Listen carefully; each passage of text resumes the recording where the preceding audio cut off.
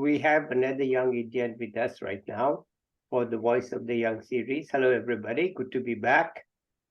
Right now, we have with us Udita Bhattacharya. Let's listen to her. But before I say over to you, let me say that she's going to give some valuable tips to juniors towards the end. So if you are younger than her, watch till the end. Okay?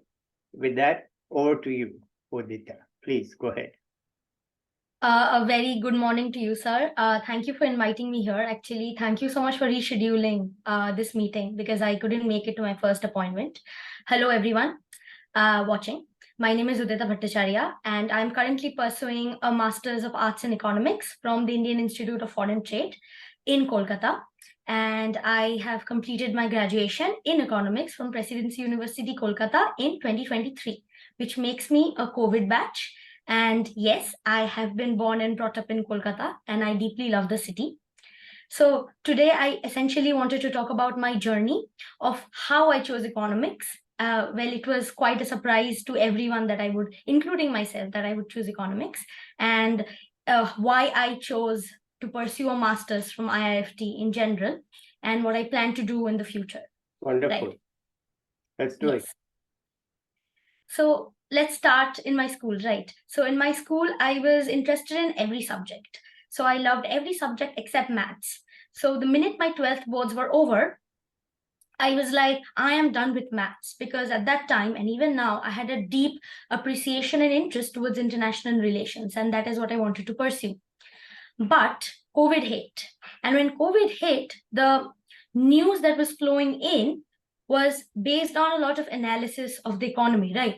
And I understood that if I need to know how the society works, which is why I was interested in international relations, I need to know how to analyze it. And so I thought, what would be the best subject for me to pursue, which can teach me both the quant and the ability to understand society, right? And economics turned out to be the best fit. Abhijit Vinayak Banerjee turned out to be a huge inspiration. Probably he was your junior in MIT. So he was from my school, and he also went to presidency. And Yes, the year I graduated, he got the Nobel Prize. Right. So I was obviously very, very interested because I read his books. I read all of his books in lockdown. Yeah. And I'm extremely interested. So that's how my journey began to Presidency University, right? Yeah. Now, but getting in is not easy. So how did you do that? Actually, like I said, I really liked every subject. And in 11th and 12th, I had took not sciences, but humanities, which I loved. So I loved economics, I loved psychology, I loved pol science, I loved English, and I begrudgingly did the math. And probably while guiding my juniors later on, I'll mention this again. But I believe that even if I hate maths with all my soul, it is a very important tool. Like in school, it's frustrating to do, but once you keep on handling maths, you get used to the intuition, and it becomes a very invaluable tool in your expertise that in today's world, you really, really need. Well,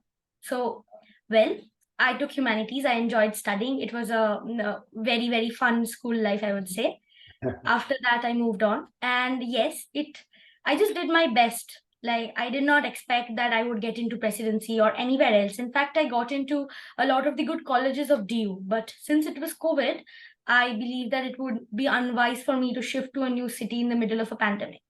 So I believe that presidency, with its beautiful campus and so many great alumni and a very rigorous economics curriculum, would be the best suit for me. Yeah.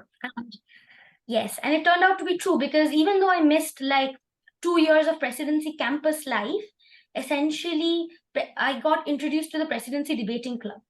And via that, the discourses that we have on campus, like we need to have an opinion on everything and need to be aware about everything, that got instilled in me from semester 1 itself, even though I was stuck in my own this room, right? And via the debate society, I got to go for parliamentary debates across the world. Well, and Udita, I have to interrupt you there. Debating is the Bengali way of life. Why do you have to? Yes. You know, once we were in a African country, and there was a colleague of mine who works in a parallel institution, and he and I were having a heated debate. And some of our colleagues said, "Why are you guys fighting?" We are just having a Bengali debate. Get lost." So they said, "What is a Bengali debate?" I said, "If you don't know what it is, then we won't tell you. I'm not Bengali, but I know what a Bengali debate is. Why don't you get lost? We are just friends." Anyway, I just wanted to let you know that the common perception is that debating is a Bengali way of life. So I'm glad you took it. Yeah, so essentially for the viewers, if you see two Bengali people seem like they're really fighting a lot over everything with a cup of tea in hand, they're not fighting, they're just debating, and it's just like random conversation on a day. So yes, so that was an opportunity I'm really thankful for, that COVID brought to me, right? And another exposure that I had that I'm indebted to for presidency is the fact that they introduced me to like reading and researching by myself. Like there was no spoon feeding that is usually present in Indian education. Yes. So I learned the research methodologies, or rather all my classmates as a whole, we were forced to learn it. Yeah. So to move from spoon feeding to just thinking for ourselves. That is, I'm indebted to the institution for that. Yeah. So moving on to why I chose a master's after my graduation. So I am a person, it might sound ironic, but I need to have a set goal in life that I'm working towards while actively having many options open. And a result of that is that I'm interested in several things. So international relations, development, public policy, climate, sustainability, social impact. So the more I learn, I tend to get interested in everything. So I thought that I should pursue a master's because, number one, the training that a master's in economics would give me could be applicable to many of the said fields that I said.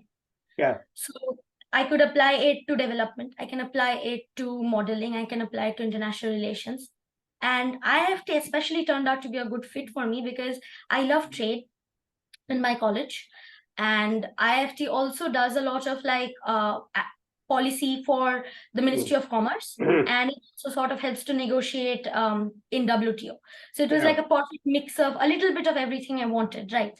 And I'm just in my first year, and I'm very new to the campus, but I'm loving life there. That is something. So I do like to be in Kolkata because I am able to be closer to my parents. So even though Kolkata is such a huge cultural metropolitan, right?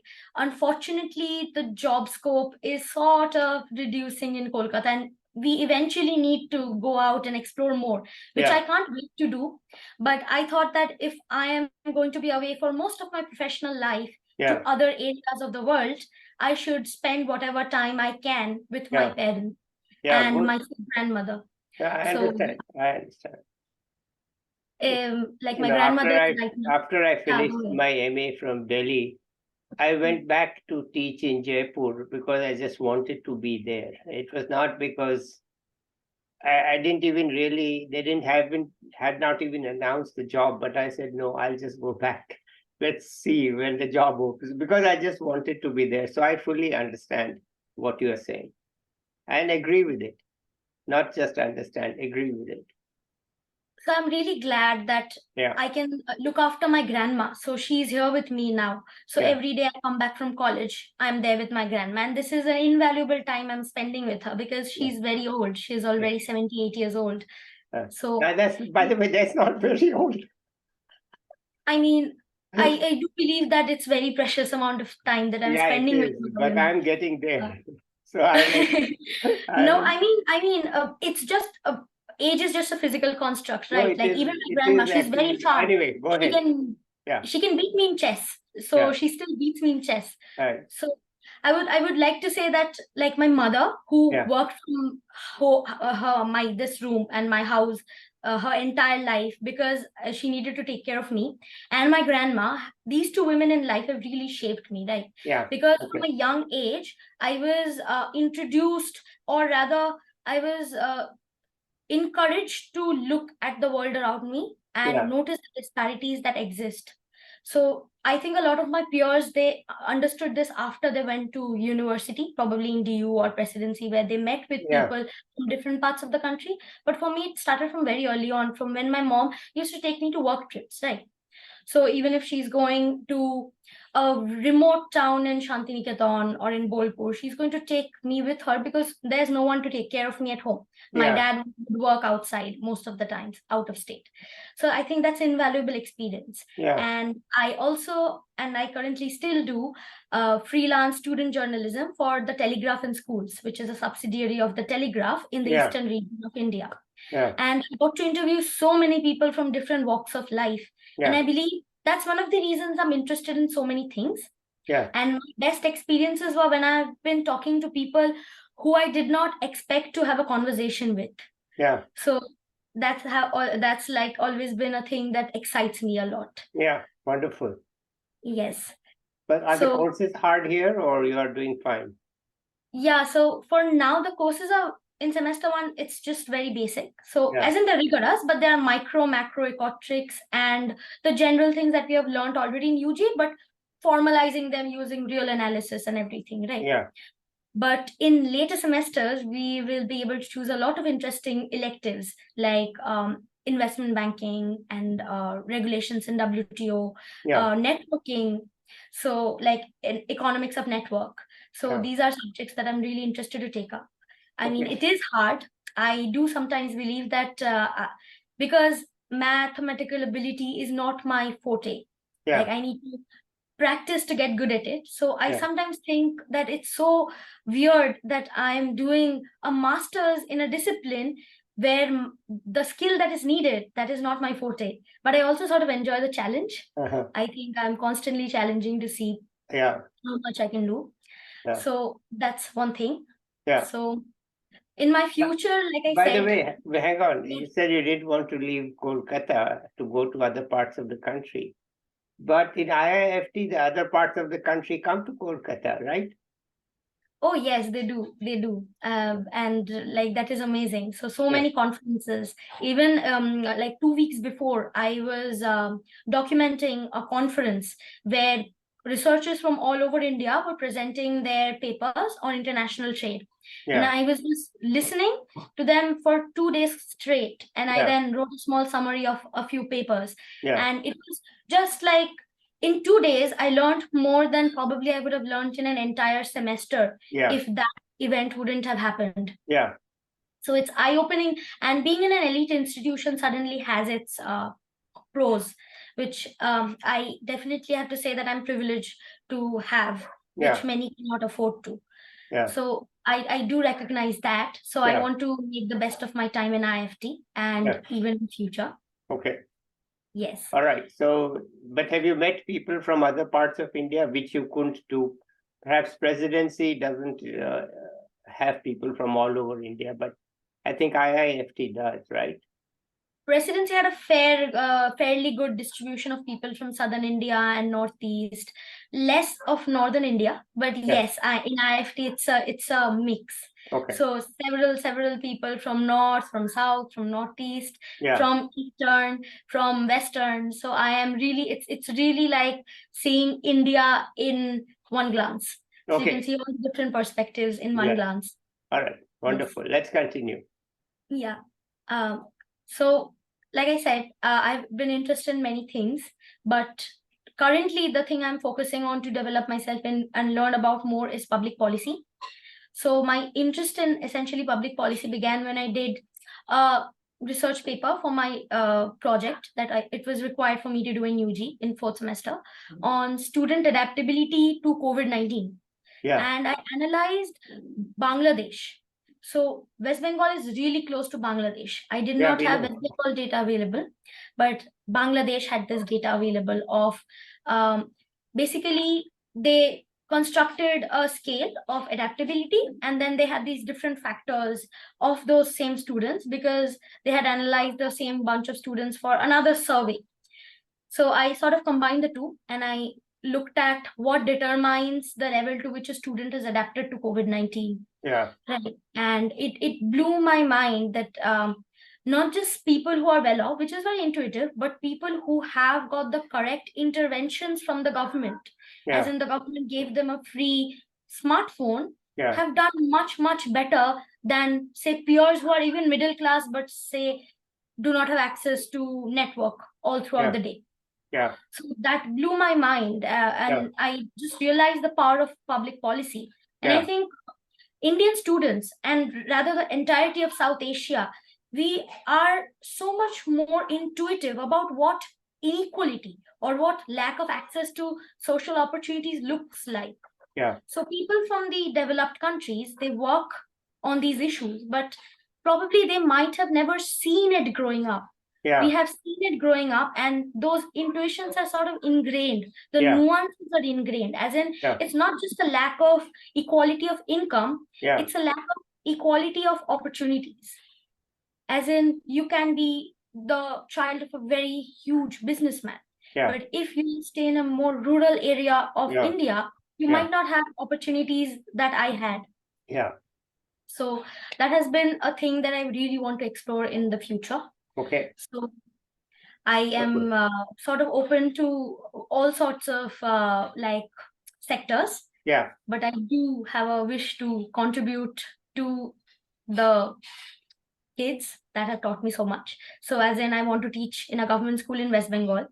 Let's see how well that plan goes. Even for a bit, if I can contribute to, in some sort of like vocational training or additional projects, I would love to be a part.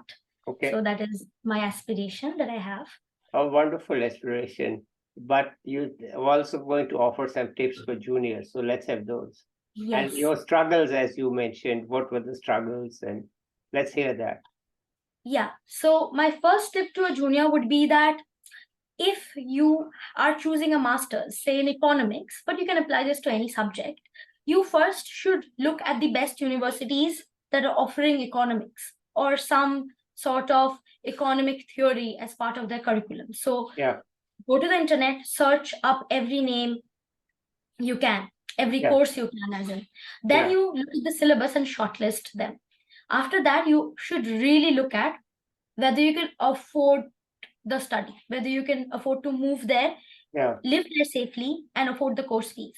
So I think that is very important when you're selecting your university. Don't just run wildly after brand names like IIFT or DSC, because IIFT has a very specific course structure, MSQE, which is very quantitatively heavy and less of development economics. So personally, for example, I did not appear for IIFT.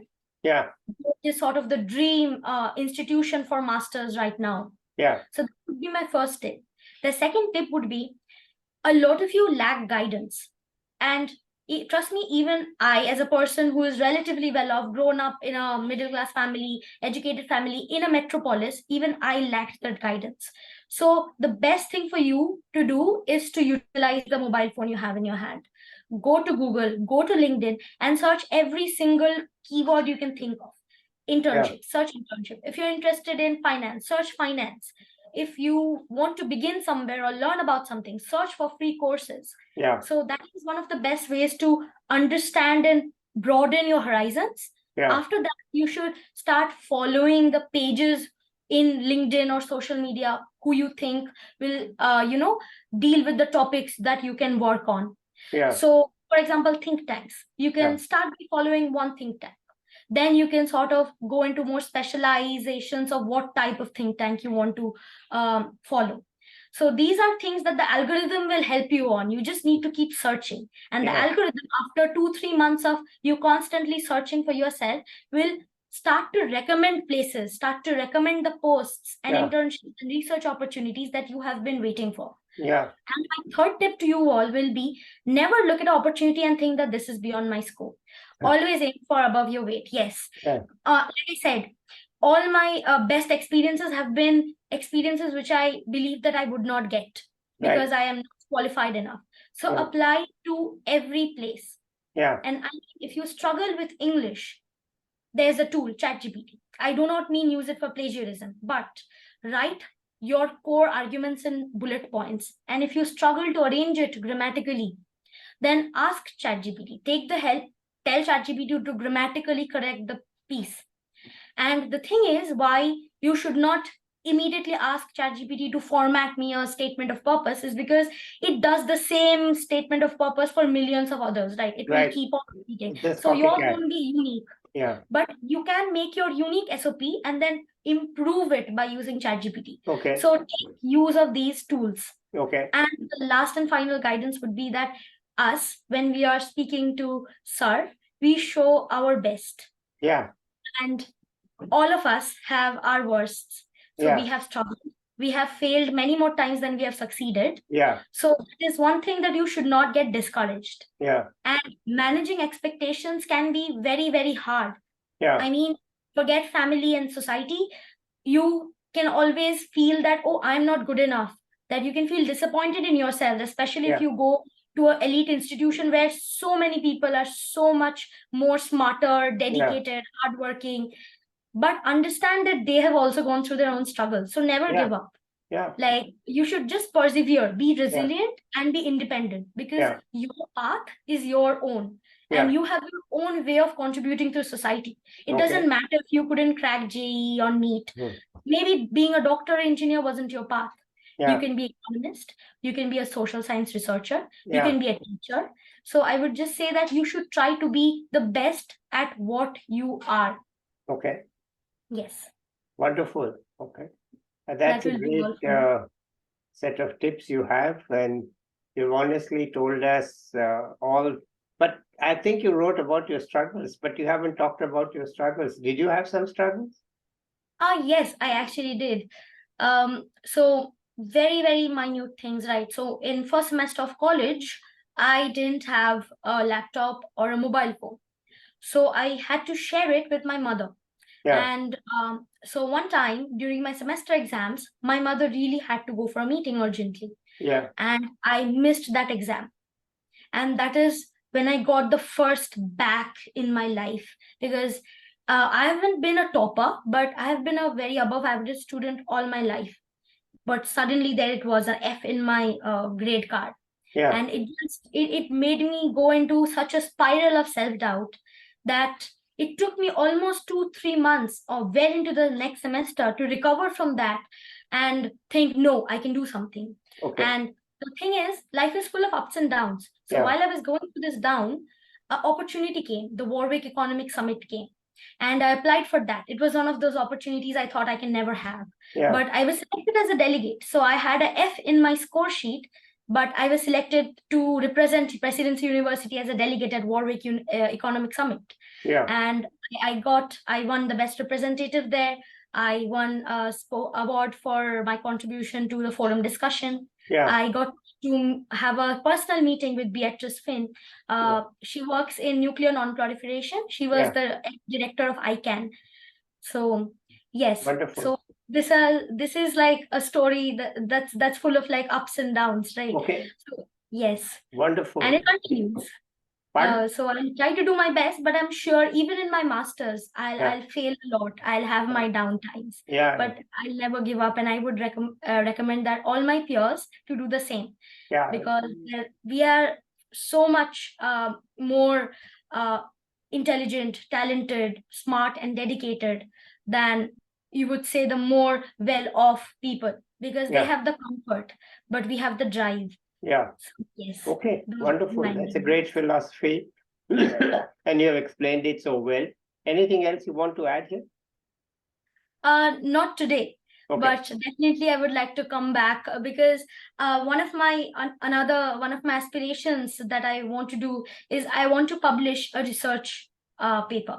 So I have done many sorts of activities and experiences, but I have never published a research paper like in a journal. So that is one thing. But before I can sort of go right into the publishing stage, I would like to sort of discuss my ideas with people. So probably that is something we can look into in the future. Okay. Yes. Happy to do that. Okay. Anyway, so let's say bye to the viewers now. And I'll be back with another young Indian or an expert soon. Till then, bye everybody. Good night.